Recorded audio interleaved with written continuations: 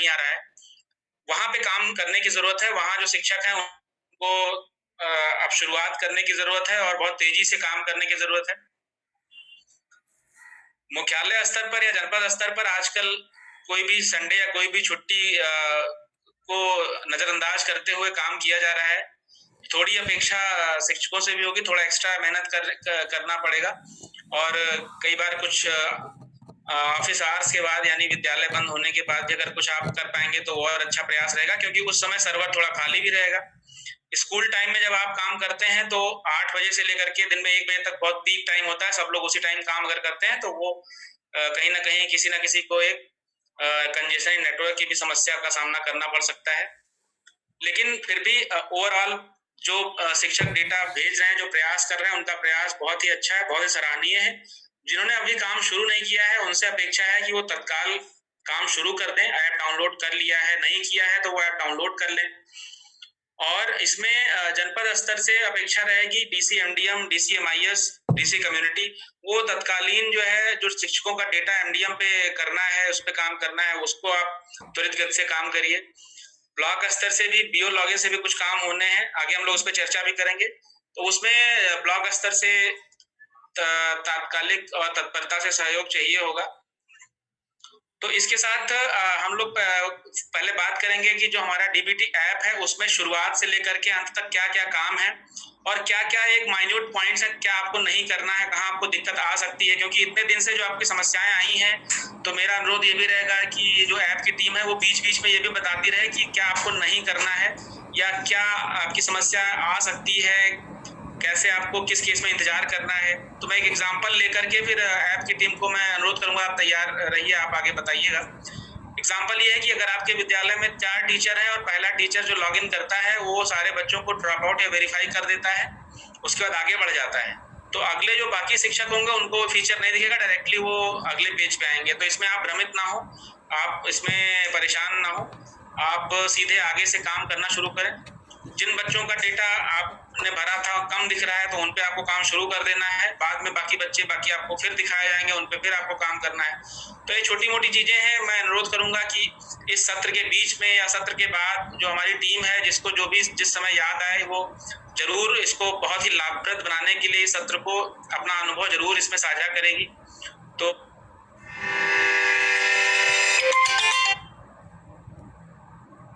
तो इसके साथ मैं अनुरोध करूंगा कि ऐप की जो टीम है प्लीज एक बार ऐप को दिखा करके लाइव डेमो का एक बार आप कर दें, और साथ ही साथ उसमें क्या सावधानियां रखनी है या क्या क्या चीजें नहीं करनी है, डूज एंड डोंट्स, उस पर अगर बात करें तो अच्छा रहेगा। हिमांशु आप तैयार हैं?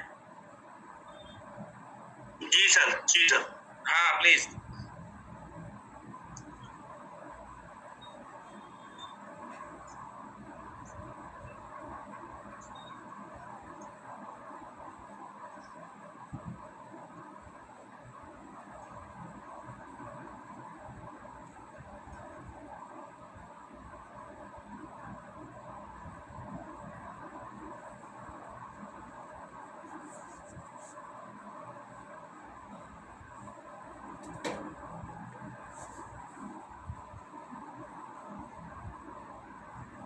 सर आवाज आ रही है?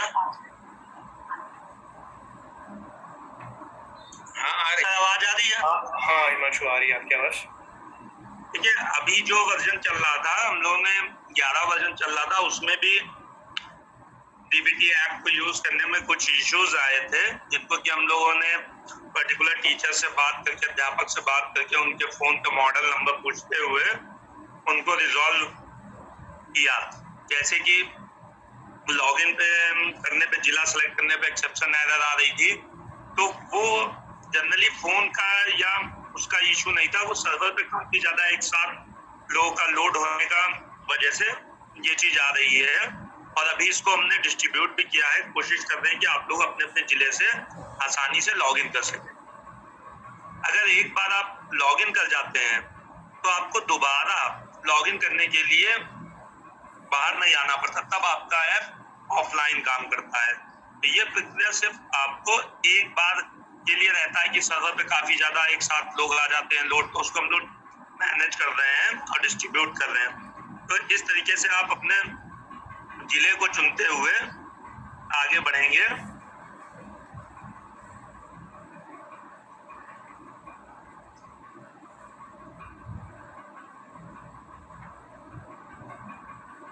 अब यहाँ पे आपका जैसे अभी बहुत नंबर डालने में 3 तरीके के इश्यूज आ रहे होंगे, invalid user, login authentication fail या सर्वर बिजी। तो जो पहला यूजर आ रहा है इनवैलिड यूजर, जिनके पे इनवैलिड यूजर आ रहा है उनका नंबर अभी तक हमारे पास एमडीएम में जिसमें आईवीआर कॉल जाती थी वो नंबर दर्ज नहीं था। तो रिसेंटली अभी नंबर दर्ज कराया गया तो काफी ज्यादा नंबर भी एक साथ दर्ज हो गए, जो हमारे पास काफी ज्यादा हमारे कॉल सेंटर पे जो कॉल करके कंफर्मेशन की जाती थी एक साथ लोड आ गया।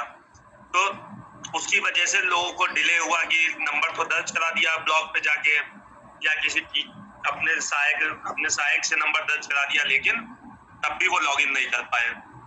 उसकी वजह ये थी कि एक साथ हमारे पास बल्क में लोड आया जिसको हम लोग कर रहे थे, उसका हम लोग ने फिर एक सोल्यूशन निकाला है जो कि हमने ब्लॉक पे ही दे दिया है। आप जैसे ही नंबर रजिस्टर करेंगे तुरंत ही आपके बीओयू उस नंबर को कंफर्म कर देंगे और आप 15 मिनट बाद आप लॉगिन कर पाएंगे। जो इनवैलिड यूजर लिख के आ रहा था उसकी हम लोगों ने प्रॉब्लम को बीओ पे ही देके सॉल्व करा दिया है। फिर एक प्रॉब्लम आती है लॉगिन करने पे, यहाँ पे नंबर डालने में ऑथेंटिकेशन फेल यूजर, तो वो सिर्फ हमारे 6000 स्कूल हैं जिनमें वो इश्यू आ रहा है। उनके लिए भी हमने एक ब्लॉग पे कल एक शीट शेयर की है जो 6000 स्कूल हमारे यूडाइस पोर्टल और प्रेरणा पोर्टल से मैच नहीं किए थे। जैसे जैसे वो भी इशू हमारे पास इंडिविजुअल भी आते हैं, लेकिन इंडिविजुअल इशू आने में टाइम लगता है, उनको रिजॉल्व करने में टाइम लगता है, तो इसलिए हमने वो भी शीट ब्लॉग पे शेयर की है। वो एक साथ भर के आ जाएगी तो हम 6000 लोगों का भी इशू एक साथ रिजॉल्व कर देंगे, जिससे उनको ऑथेंटिकेशन लॉगिन टोल की जो प्रॉब्लम आ रही है वो भी नहीं आएगी। तीसरा एक इशू आता है सर्वर बिजी रिस्पॉन्स। उसमें 2 तरीके के हो सकते हैं, या कि एक साथ लोड आ गया हो, काफी लोग उसको लॉगिन करने की कोशिश कर रहे हो, तो आप थोड़ा सा वेट करके दोबारा लॉगिन करेंगे, नेक्स्ट अटेम्प्ट में वो लॉगिन हो जाएगा। या हो सकता है कि जिस जगह से आप लॉगिन कर रहे हो वहां पे नेटवर्क का इश्यू हो, दोनों चीजें हो सकती है। तो आप 10 मिनट का वेट करके या आप री अटेम्प्ट करेंगे तो आप लॉगिन कर जाएंगे। एक बार लॉगिन करने के बाद आपको ये इशू नहीं आएगा। क्यों? क्योंकि फिर ऐप को हम दोबारा जब भी खोलते हैं आप तो हम उसको लॉगिन के लिए नहीं पूछते हैं।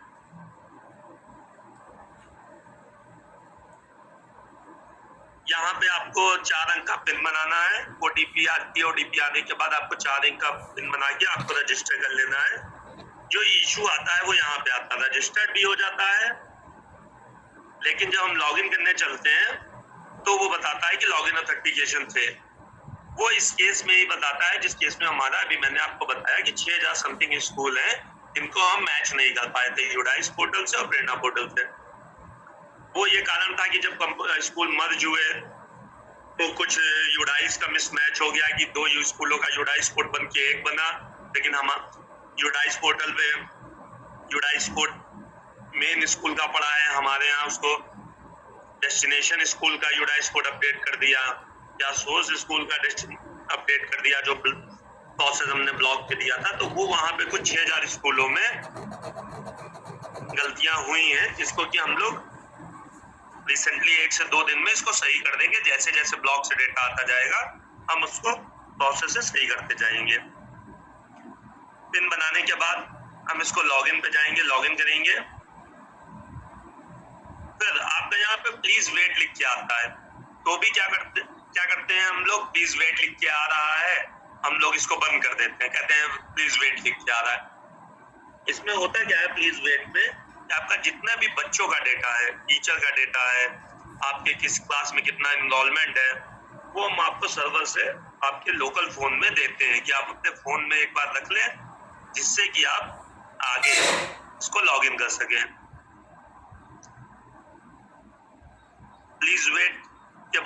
आपको जैसे ही डेटा आएगा टोटल डेटा लोड हो जाएगा।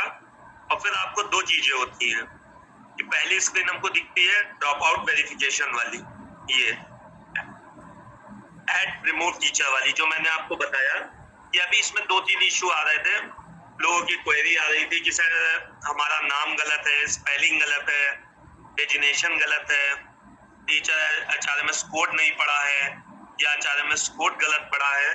तो उस आपके अगर नाम की स्पेलिंग गलत है तो उससे इतना बड़ा भी आपको इश्यू नहीं आने वाला है। आप अपना काम कर सकते हैं और ब्लॉग पे जाके आप उसकी अपनी स्पेलिंग सही करा लेंगे। और जब आप कभी सारा काम कर लेंगे उसके बाद जब आप दोबारा ऐप को ओपन करेंगे तो आपको अपने नाम की स्पेलिंग 24 घंटे के बाद सही दिख जाएगी। तो हम लोग कर क्या रहे हैं, नाम की स्पेलिंग गलत दिख रही है, जैसे मिश्रा में आर छूट गया, हो सकता है आपने उस समय ब्लॉग पे एंट्री कराई हो तो टाइपिंग मिस्टेक के कारण आर छूट गया, तो हम लोग इस स्क्रीन से आगे ही नहीं जा रहे हैं काम करने।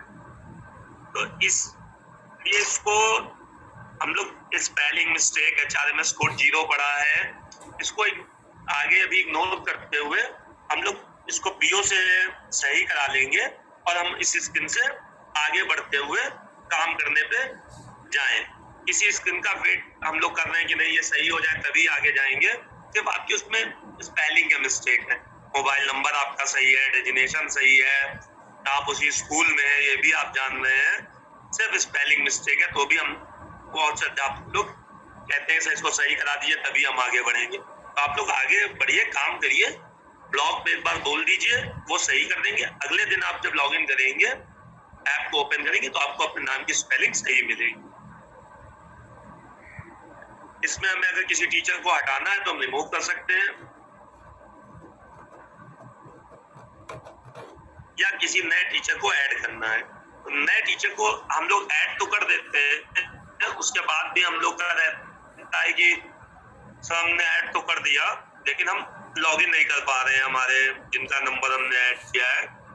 तो मैंने भी बताया कि एक साथ बहुत ज्यादा लोड आ गया, हमारे कॉल सेंटर पे लोग कॉल कर रहे हैं, कई लोगों के साथ इतना सारा लोड हुआ। तो उसके लिए हमने एक सोल्यूशन अपने पास में सोचा कि हम क्या कर सकते हैं इसको कि हार्डली आधे घंटे के अंदर वो लॉगिन कर सके। तो हमने इसका एक मॉड्यूल PO लॉगिन पे ही दे दिया है। PO अपने इस तरह से उसको कंफर्म कर सकते हैं कि ये हमारे टीचर हैं, क्योंकि आप उनके ब्लॉक में हैं, वो जानते हैं कि इस स्कूल में इतने टीचर हैं, ये या कहाँ पे है टीचर, या आपने उनको बोला सर हमने नंबर ऐड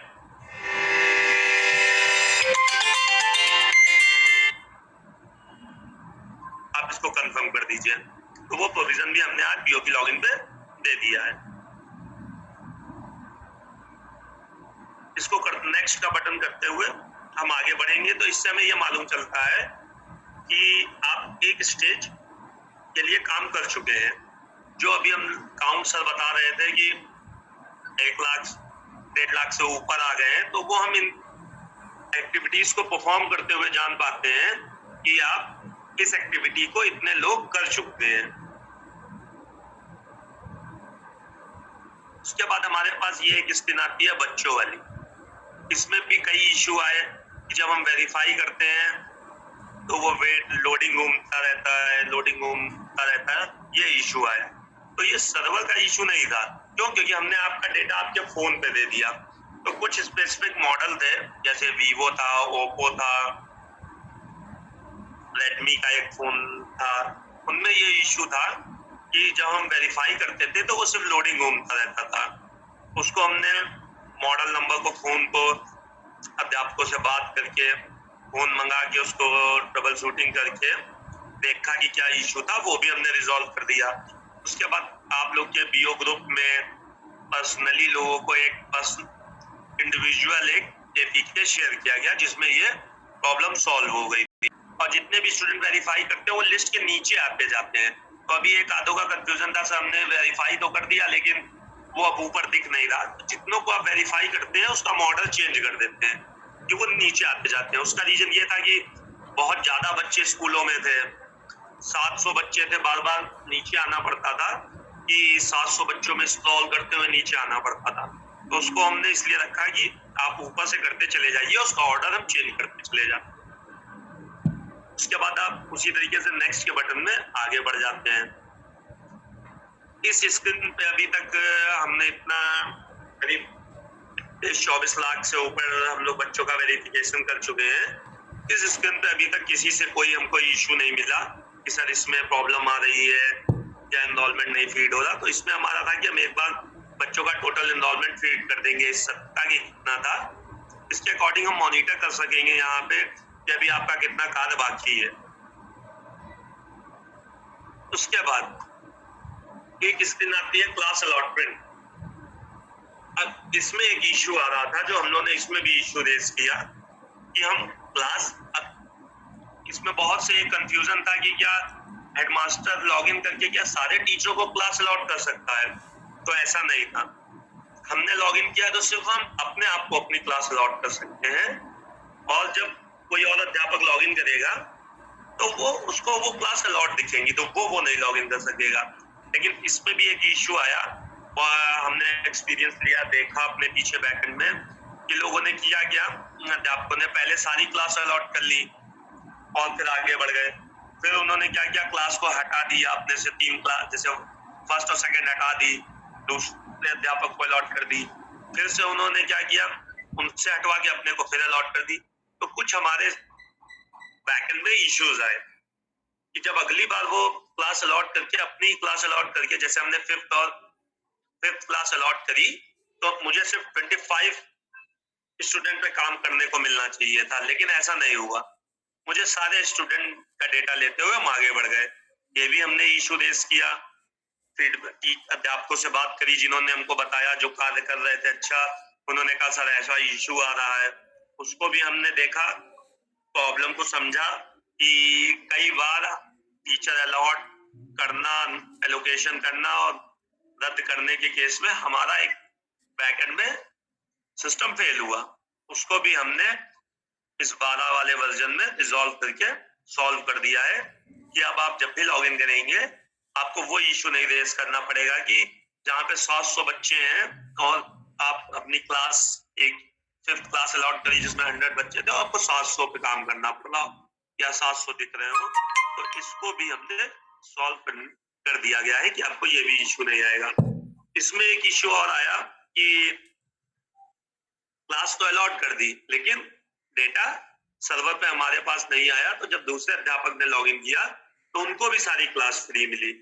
तो उसके लिए हमने इसमें नीचे दिया है 110 कक्षा को रद्द करने के लिए, यहाँ क्लिक करें। तो अगर आपको लगता है कि आपका डेटा अभी बचा हुआ है सिंक होने को, नहीं सिंक हो पाया है, तो आप इस बटन पे क्लिक करेंगे। तो अगर आपका डेटा सर्वर पे नहीं आया होगा हमारे पास, तो वो पहले कहेगा कि आप अपना पहले डेटा सर्वर पे भेजें, उसके बाद क्लास आवंटन को हटा सकते हैं। तो आप सिर्फ सर्वर पे डेटा भेज दें, क्लास आवंटन पे नहीं कार्य नहीं करेंगे, तो आप जो दूसरे अध्यापक आपके लॉगिन करेंगे तो उनको आपकी अलॉट हुई क्लास मिलेगी। तो अगर आप अपने इस विद्यालय में 5 लोगों को कार्य कराना चाहते हैं, 1, 2, 3, 4, 5 क्लास अलग अलग देना चाहते हैं, तो आप इसमें अलग अलग अध्यापकों को अपनी क्लास अलॉट करनी होगी। ऐसा नहीं है कि हेडमास्टर सबकी क्लास अलॉट कर सकता है। तो ये एक बहुत बड़ा कंफ्यूजन था कि सर हम अपनी आपको तो अलॉट कर पा रहे हैं, दूसरे टीचर को नहीं अलॉट कर पा रहे हैं। तो ऐसा है कि सिर्फ आप लॉगिन किए तो आप खुद को ही अलॉट कर पाएंगे। इसमें भी आप क्लास को अलॉट करते हुए नेक्स्ट के बटन पे क्लिक करेंगे।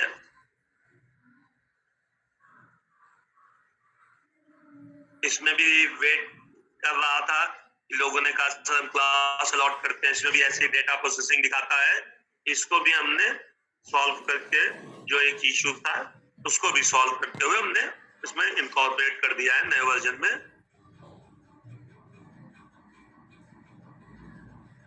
अब मैंने फर्स्ट क्लास अलॉट करी थी तो मुझे 20 बच्चे दिख रहे हैं।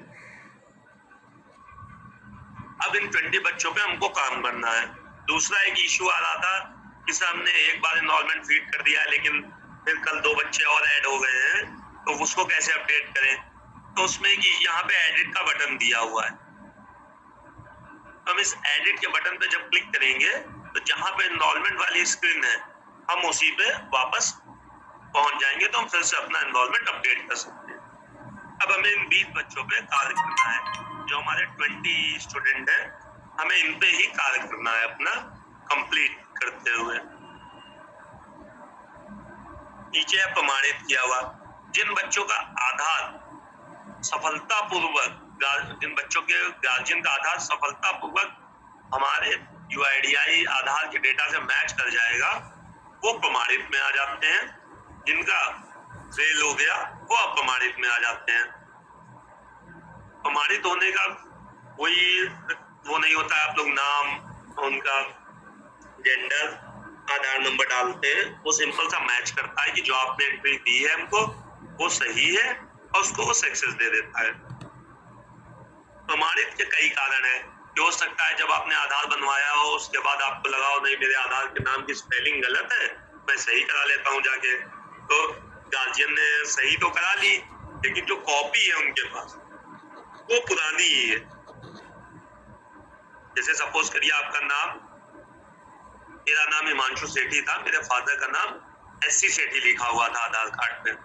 उसके बाद मैंने जाके उसको सुभाष चंद्र सेठी करा लिया, लेकिन मेरे पास कॉपी जो थी आधार की वो मेरे पास पुरानी ही थी। जब भी मैं इसको चेक करता था अपने आधार को मैच करने के लिए, वो अप्रमाणित बता देता था। तो मैंने फिर लेटेस्ट जाके डाउनलोड किया आधार की वेबसाइट से, तो मैंने देखा कि मेरे में नाम की स्पेलिंग चेंज हो चुकी है। इस कारण से एक तो अप्रमाणित हो सकता है, या आपका आधार कार्ड सस्पेंड हो सकता है, कि आपने उस समय आधार कार्ड बनवाया हो उसके बाद दोबारा जाके कहीं पे बनवा लिया हो और आपके पास कॉपी पहले वाले की है, दोबारा वाला आपके पास नहीं मिल पाया हो, तो पुराना वाला सस्पेंड हो जाता है। सस्पेंड उस केस में आता है हम आपको 6 बार प्रयास करने का मौका देते हैं। कि उसके बाद नीचे आपको दिख रहा होगा PO पे भेजे गए प्रमाणित छात्र। जैसे ही आप वेरीफाई करते हैं, प्रमाणित में वेरीफाई करते हैं, तो आपकी एक स्क्रीन में प्रमाणित में ही वहीं रुका रहता है। जैसे ही आप प्रमाणित के बटन पे क्लिक करते हैं तो प्रमाणित वाले बॉक्स में दिखने लगता है। प्रमाणित वाले बॉक्स से जैसे ही डेटा आपका सर्वर पे हमारे आता है, वो PO को भेजे गए में चला जाता है। फिर भी अभी हमने देखा कई इशू आए, कई हमने पीछे बैकएंड में रिपोर्ट देखी, आधार इतना मैनुअल काम है, तो आप लोग के पास बहुत ज्यादा 200, 300, 700 बच्चे हैं, तो बाय मिस्टेक गलतियां हुई कि किसी का आधार गलती से किसी में दर्ज हो गया। बाद में जब रिपोर्ट देखी आप लोगों ने तो आपको लगा ये गलत हो गया, तो बहुत लोगों ने अपने ब्लॉक से इनको रिवर्ट कराया, तो वो रिवर्ट वाले कॉलम में दिखने लगा। रिवर्ट वाले कॉलम में हम उनको फिर से ओपन का ऑप्शन दे देते हैं कि आप इसको पुनः सही कर सकते हैं।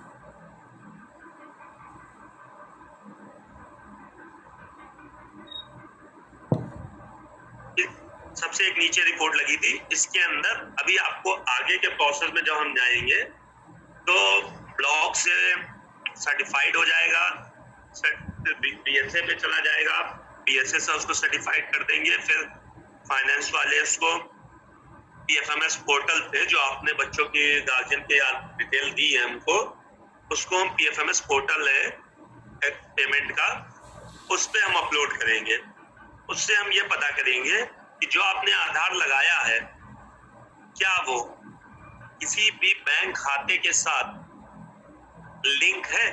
आप उस खाता तो खुला था, आधार भी था, आपने दर्ज कर दिया, तो इसका मतलब ये नहीं हुआ कि आपका इस खाते में दर्ज होने से आपका पैसा ट्रांसफर होगा। एक स्टेप और होता है, हम चेक करते हैं कि जो आपने आधार लगाया है क्या वो आपके बैंक खाते के साथ मर्ज है, लिंक है। तो इसमें आपको 2 रिपोर्ट आपको ही मिलेंगी, अनसीडेड आधार बैंक खाता, सीडेड आधार बैंक खाता। सीडेड आधार बैंक खाता क्या है कि सक्सेस है बिल्कुल, कि हम इतने बच्चों के खाते में पैसा ट्रांसफर कर सकते हैं। अनसीडेड आधार बैंक खाता में जो रिपोर्ट आएगी उसमें ये इश्यू हो सकता है कि आपने 3 महीने से कोई ट्रांजेक्शन ना किया हो, KYC आपकी कोई अधूरी हो, या आपका खाता किसी कारण से बंद हो गया हो, आप आधार तो लगाए आए थे लेकिन बंद हो गया हो, वो आपको स्टेटस के साथ इसमें दिखेगा। तो उसमें भी आपको उनके अपने गार्जियन को बुला के बच्चे के बोलना पड़ेगा कि आप अपना बैंक खाते में जाके आधार को लिंक कराइए और इसको चालू करा लीजिए। तो यहाँ पे सिर्फ आपको रिपोर्ट मिलेगी, आप अनसीडेड रहेगा। जब भी वो अगर अभिभावक आते हैं, कहते हैं कि हम अपने बैंक में आधार लगाए आए हैं, तो आपको सिर्फ सीड मार्क कर देना है। इन स्टेप तक अभी हम लोग आगे पहुंचेंगे जब हम PFMS से रूट करते हुए आएंगे। उसके बाद एक सफल भुगतान, जब हम सीडेड भी चेक कर लेंगे कि मान के चलिए 20 बच्चों पे हमने काम किया, 2 सीट अनसीडेड में चले गए, 18 सीडेड में। उन सीडेड में अब हम पैसा ट्रांसफर करेंगे, तो जो पैसा ट्रांसफर हो जाएगा जिनके पे, उसमें से भी हो सकता है कि 18 का हमने ट्रांसफर करने के लिए किया कि 16 ही ट्रांसफर हुए हो, तो वो 16 आपके सफल भुगतान में दिखेंगे, 2 दिखेंगे विफल भुगतान में। उनका भी आपको कारण मिलेगा यहाँ पर कि किस कारण से उनका भुगतान नहीं हो पाया। दूसरा सबसे इंपॉर्टेंट है कि हम काम तो करते चले जाते हैं और फिर कोई बोलता है कि नहीं ये वाला वर्जन है और ये वाला वर्जन है, इसको अनइंस्टॉल करके ये वाला कर लीजिए। तो हमें सबसे ध्यान देना है कि हमने जितना काम किया है, ऑटोमेटिक सर्वर पे तो आता है 20 मिनट बाद, लेकिन उस 20 मिनट से पहले ही पता चला, आपको किसी ने बोला, आपके सहायक ने या आपके मिलने वाले ने, कि हम ये वर्जन चला रहे हैं, आप पुराना चला रहे हैं, इस पे अच्छा काम हो रहा है। आपने क्या किया, बिना सोचे समझे उसको अनइंस्टॉल कर दिया, डिलीट मार दिया अपने फोन से। तो उसमें होगा क्या, जो इतना भी काम आपने कर रखा होगा वो सब डिलीट हो जाएगा, क्योंकि अभी तक काम आप अपने फोन पे कर रहे हैं।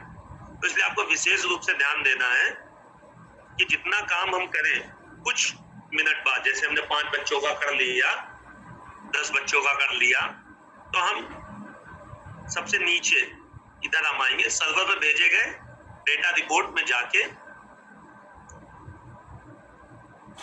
यहाँ पे आपको दिखेंगी 2 टैब, 2 ऑप्शन, सर्वर पर नहीं भेजी गई रिपोर्ट, सर्वर पर भेजी गई रिपोर्ट। तो आपको यहाँ पे चेक कर लेना है कि क्या जितना हमने काम किया था वो सर्वर पर भेजे गए वाले रिपोर्ट में आ रहा है, और अगर सर्वर पर नहीं भेजे वाले रिपोर्ट में आ रहा है तो वहां पे लिख के आता है डेटा इज नॉट सिंक। तो इस डेटा इज नॉट सिंक के बटन पे जैसे ही क्लिक करेंगे, दाबेंगे, प्रेस करेंगे, उसको 2-3 बार करेंगे आप, तो जितना आपका डेटा होगा वो इस टैब से उठ के सर्वर पर भेजे गए वाले टैब में आ जाएगा। उसके बाद आपका जितना किया हुआ काम है हमारे पास सुरक्षित हो जाएगा। फिर उसके बाद अगर आपसे कोई कहता है नहीं ये आप हटा के ये वाला कर लीजिए, तो आपका किए हुए काम का नुकसान नहीं होगा, और आप जैसे ही उस दूसरे वर्जन को इंस्टॉल कर ले रहे हैं या किसी ने भी बताया, अब किया हुआ सारा काम आपको उसी पुनः स्थिति में मिलेगा, आपका लॉस नहीं होगा। तो इसलिए मेरा कहना है कि जैसे जैसे हम काम करते जाएं, हर 5 बच्चे 10 बच्चे पे आके मैनुअल इसको सिंक कर दें। सिंक करने में 2 चीजें देखने को आई, लोगों की क्वेरी आई कि सर हमने आधार वेरिफिकेशन तो कर दिया था और डेटा में सर्वर पे भी दिख रहा है भेजे गए में, लेकिन अभी टीचर वेरिफिकेशन पेंडिंग दिख रहा है। सर ये क्यों दिख रहा है, हमने तो सारा काम कर दिया। टीचर वेरिफिकेशन पेंडिंग उसी दिशा में दिखता है, आपने आधार तो प्रमाणित कर दिया, लेकिन आपने एक बार उसको उसी बॉक्स में जाके प्रमाणित करें के बटन को नहीं दाबा। प्रमाणित करें बटन को आप दाब देते हैं तो हम जान जाते हैं कि आपने काम किया, और आपने एक बार फिर से उसको वेरीफाई भी कर दिया कि जिन बच्चों पे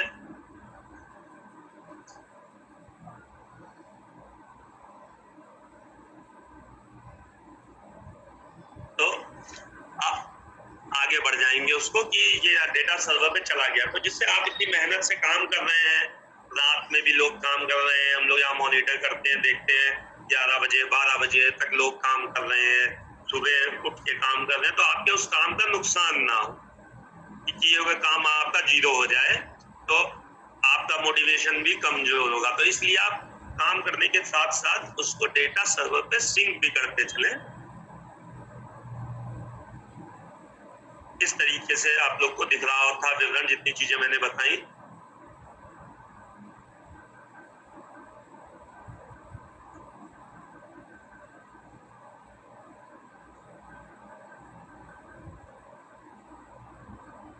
क्या आपको दिखता है? यहाँ भी हम कंफर्मेशन एक बार पूछते हैं कि जो डिटेल आपने भरी है क्या वही डिटेल आप कंफर्मेशन करना चाह रहे हैं, तो अभी भी कुछ इश्यूज आए लोगों के कि नहीं सर गलती से हमने इनका आधार इन बच्चों में डाल दिया।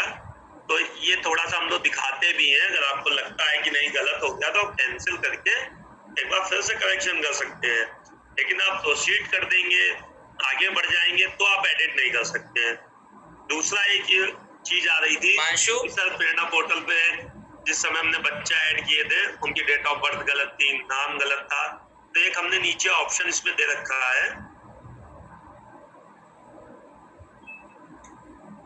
कि आप क्या बच्चे उपरोक्त दी गई जानकारी में क्या कोई त्रुटि है।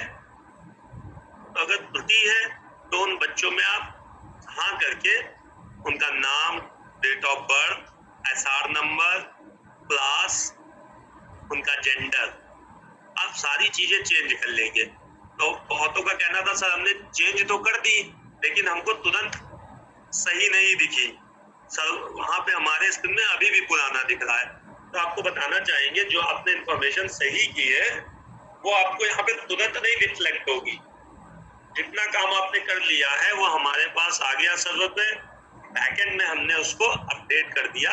जितनी चीजें आपने भरी थी कि उनकी क्या क्या चीजें आपने सही की है, चाहे क्लास सही की हो, चाहे आपने नाम सही किया हो, SR नंबर सही किया हो, वो सारा हमने सही कर दिया है। तो आप उसकी रिपोर्ट जाके अब प्रेरणा पोर्टल से अपनी लॉगिन से निकालेंगे तो आपको उसमें आपका करेक्शन किया हुआ सारा मिलेगा। पोर्टल पे ऐप पे रिपोर्ट सारे किए हुए काम का निकाल भी नहीं आ पा रहे हैं, कितना चीजें आ रही हैं, तो इसके लिए हमने पोर्टल पे एक रिपोर्ट बनाई है। सब टीचर लोग पहले से पोर्टल पे लॉगिन भी करते थे, उन्होंने MDM का काम भी किया है, बच्चों को भी ऐड किया है, बच्चों को वेरीफाई भी किया है, ड्रॉप आउट भी किया है। तो वहां से जाके आप जितने आधार वेरिफिकेशन हो गए और जितने फेल हुए उनके कारण के साथ हमने वहां पे एक लिस्ट जनरेट कर दी है जिसमें जो यहाँ पे करेक्शन किए हैं वो करेक्शन के साथ, तो आपको उससे परेशान होने की जरूरत नहीं है कि आपने यहाँ पे करेक्शन कर दिया, ऐप में तुरंत नहीं दिख रहा है, तो वो हमने बैकएंड में अपने सही कर दिया है। आप अपने प्रेरणा पोर्टल की लॉगिन से निकाल सकते हैं, जिससे कि आप जान सकेंगे कि इस बच्चे में हमने किसका गार्जियन का आधार लगाया है। और जब उसमें पेमेंट हो जाएगी तो वहीं से आपको पेमेंट का स्टेटस भी अपडेट मिल जाएगा। जैसे ये अभी जो मैंने सिंक वाला ऑप्शन बताया, मैंने एक बच्चे की एंट्री पे देखा, यहाँ पे देखिए ये लिख क्या रहा है, click here to sync, Aadhaar status not verified, teacher status not verified. तो मैंने इसको किया, कुछ गलती थी इनके नाम में, तो ये नहीं नॉट वेरीफाइड हुआ, लेकिन इसका टीचर स्टेटस नॉट वेरीफाइड भी पड़ा है। अब ये डेटा आपके पास ही है, हमारे पास नहीं आया, लेकिन अगर इसी बीच में आप ऐप को अनइंस्टॉल कर देते हैं या कोई और अध्यापक आपके यहाँ लॉगिन करते हैं तो ये कंफ्यूजन होता, सर हमने तो लॉगिन कर दिया लेकिन दूसरे अध्यापक में वो अभी भी अनवेरीफाइड दिख रहा है। तो आप यहाँ पे क्लिक हियर टू सिंक के बटन पे क्लिक कर दे, जो टेक्स्ट लिखा है तो सारा डेटा हमारे पास आ जाएगा, जिससे आपका नुकसान नहीं होगा।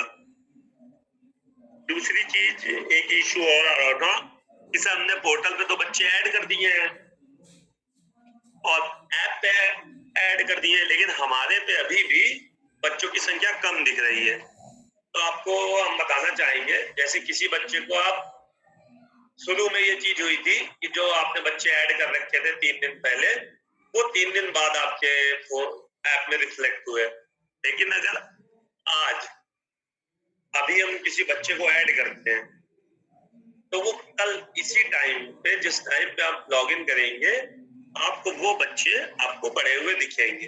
जैसे अभी आपके क्लास 6 में 20 बच्चे थे, आपने 5 बच्चों को जाके प्रेरणा पोर्टल पे अपनी लॉगिन से या अध्यापक की ब्लॉक की लॉगिन से ऐड करा दिए कि सर ये और बच्चे ऐड हुए हैं, तो वो अगले दिन आपको दिखने लगेंगे।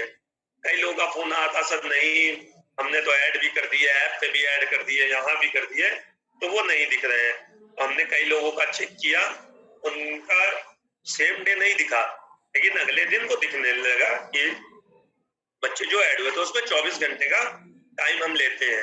24 घंटे के टाइम लेने का पीछे हमारा सिर्फ कारण इतना है कि हम पीछे चेक करते हैं अपने सिस्टम में कि ये बच्चा कहीं पहले और तो नहीं रजिस्टर्ड था।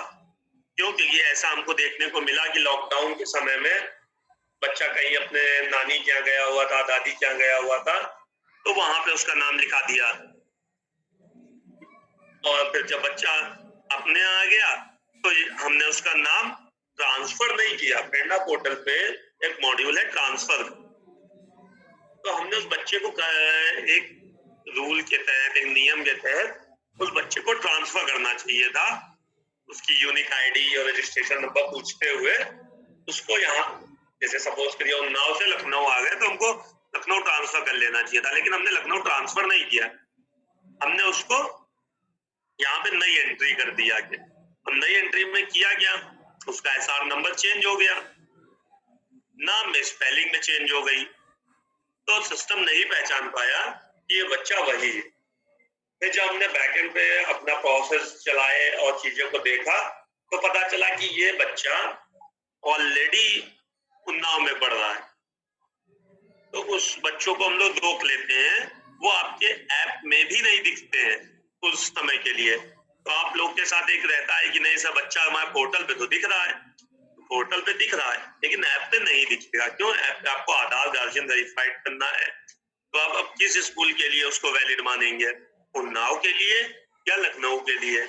तो उसके लिए हमने ब्लॉग पे एक ऑप्शन दे दिया है सस्पेक्टेड करके।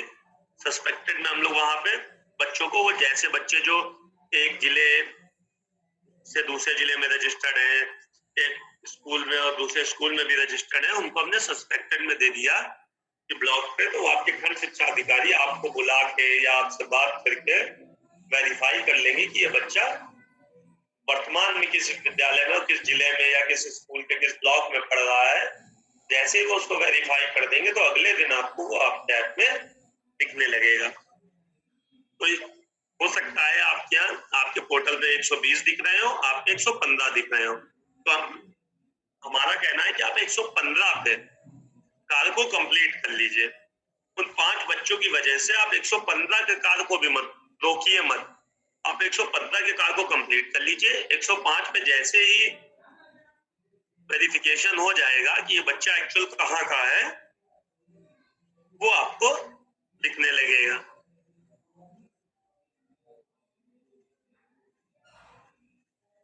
ये देखिए, जैसे ही हमने डेटा सिंक के बटन पे क्लिक किया, डेटा हमारे सर्वर पे आ गया। अब इसके बाद आप चाहे ऐप डिलीट कर दीजिए, किसी और फोन में यूज करने लगिए, तो ये बच्चा आपको इसी स्थिति में पुनः मिलेगा कि नॉट वेरीफाइड और सर्वर के भेजा हुआ। तो इससे आपके नुकसान नहीं होगा। दूसरा, इसी तरीके की समस्या के लिए 2 चीजें हैं। नंबर है, लेकिन नंबर बहुत ज्यादा बिजी रह रहा है, लोगों की शिकायत आ रही है कि सर हम मिलाते हैं मिलता ही नहीं है, काफी प्रॉब्लम्स आ रही। तो 2 चीजें हैं कि अगर नंबर पे आप मिला रहे हैं, काफी बिजी जा रहा है, नहीं मिल रहा, तो आप सिंपल सा मेल आईडी पे, सब लोग मेल आईडी अपने फोन में एंड्रॉइड पे यूज कर रहे हैं, तो बाय डिफॉल्ट मेल रहता ही है, आप लोग को बनाने की जरूरत भी नहीं कि आपको मेल बनानी पड़ेगी। एंड्रॉइड फोन यूज कर रहे हैं तो मेल आईडी रहती है। तो आप इस मेल पे लिख के भेज सकते हैं आपकी क्या समस्या है।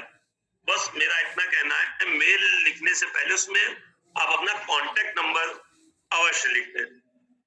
इससे अगर कोई इश्यू और आपके